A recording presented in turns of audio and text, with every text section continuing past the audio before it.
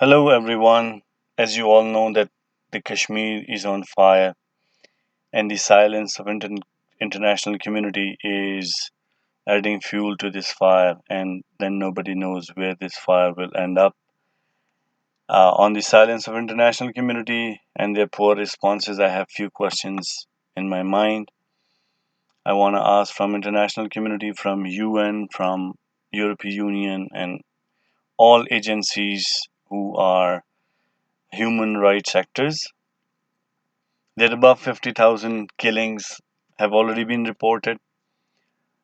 Those are of innocent and unarmed Kashmiri citizens. How many more dead bodies you people are waiting for to wake up and to take practical actions? After thousands of reported and uncountable unreported rape cases, how many more you waiting for to realize the inhuman behavior of India and its terrorist forces? Please tell us how many more days of curfew is required to realize and to believe that there is serious crisis in Kashmir? How many more videos of social, print, and electronic media you want, where rapes, lootings, putting innocent males, females, children even, and their houses on fire are visible just because they follow their own religion? How would we realize that absence of freedom of choice is there? There is no humanity and no human rights in India.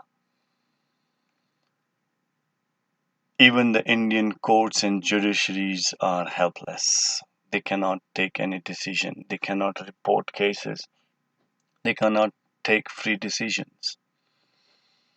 India is not the largest democracy, rather, it is the biggest hypocrisy on the face of earth. India is involved in state supported terrorism, which is visible.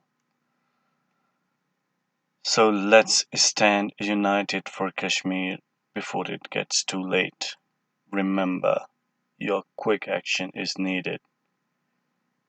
Justice delayed is justice denied. Thank you.